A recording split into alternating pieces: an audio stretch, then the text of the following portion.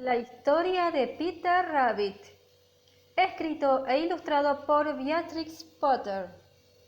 Había una vez 4 conejitos que se llamaban Flopsy, Mopsy, Pompón y Peter.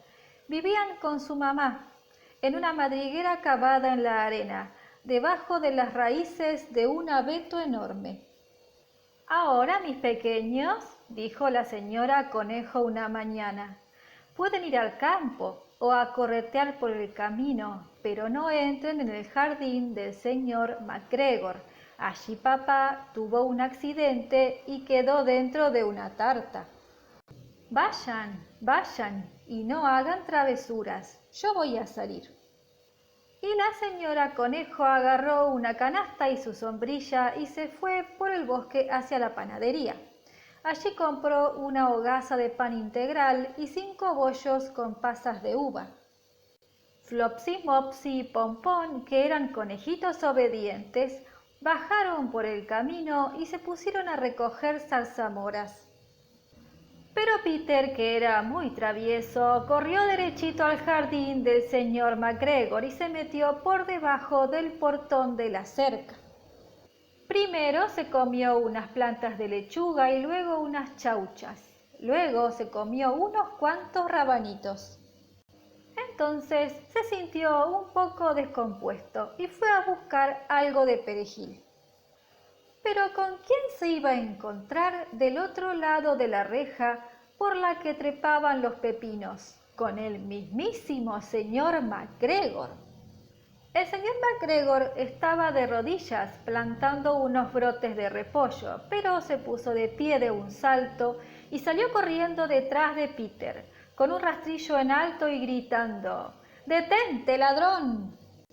Peter estaba terriblemente asustado. Corrió por todo el jardín, pues se había olvidado cómo volver al portón. Perdió uno de sus zapatos entre los repollos y el otro entre las papas. Sin zapatos pudo correr mucho más rápido en 4 patas y habría escapado si no hubiera tenido la mala suerte de que se le enredaran los grandes botones de su saco en la red que protegía las grosellas y quedara ahí atrapado. Era un saco azul con botones de bronce casi nuevo. Peter se dio por perdido y empezó a derramar grandes lagrimones, pero unos gorriones solidarios escucharon su llanto y sin dudarlo volaron hacia él y le rogaron que hiciera un esfuerzo.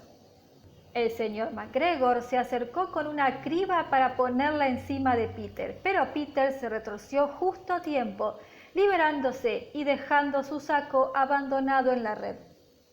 Salió corriendo hacia el galpón de las herramientas y se metió de cabeza en una regadera. Hubiera sido el lugar perfecto para esconderse si no hubiera tenido tanta agua. El señor MacGregor estaba seguro de que Peter estaba en algún lugar del galpón, tal vez debajo de una de las macetas vacías. Comenzó a levantarlas con cuidado, mirando debajo de cada una. Al ratito Peter estornudó: «¡Achís!». El señor MacGregor comenzó a perseguirlo de inmediato. Cuando estaba a punto de alcanzarlo, Peter saltó por la ventana y desparramó 3 macetas. La ventana era muy pequeña para el señor MacGregor, que ya estaba cansado y decidió volver a sus tareas. Peter se sentó a descansar. Se había quedado sin aliento y temblaba de miedo. No tenía la menor idea de hacia dónde correr. Además, estaba mojado por haberse metido en la regadera. Después de un rato empezó a andar, saltito a saltito, no muy rápido, y mirando para todos lados. Encontró una puerta en una pared, pero estaba cerrada, y no había espacio para meterse por debajo de ella. Una vieja ratoncita entraba y salía corriendo por el umbral de piedra, cargada de arvejas y porotos para su familia en el bosque. Peter le preguntó cómo llegar hasta el portón, pero ella tenía una arveja tan grande en la boca que no podía hablar y apenas sacudió su cabeza en respuesta. Peter comenzó a llorar. Luego trató de cruzar el jardín en busca del portón, pero cada vez se sentía más y más perdido. De pronto se encontró con un estanque donde el señor MacGregor llenaba de agua las regaderas.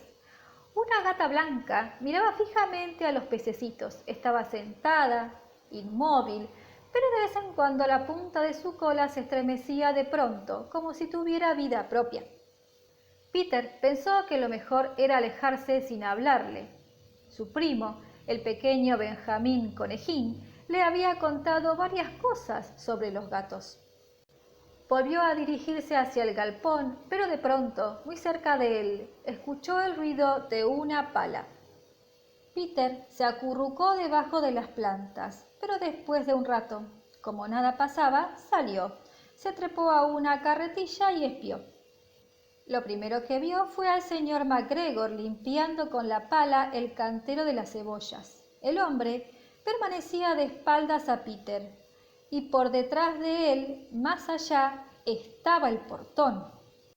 Peter se bajó de la carretilla sin hacer ruido y comenzó a correr a lo largo de un sendero entre plantas de grosellas negras tan rápido como podía.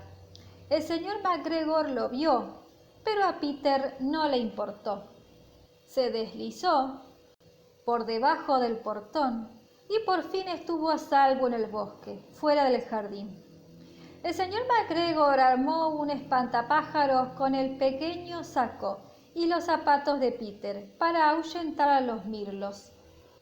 Peter nunca dejó de correr ni miró atrás hasta que llegó a su casa debajo del gran abeto. Estaba tan cansado que se tiró panza arriba sobre la arena blanda del piso de la conejera y cerró los ojos.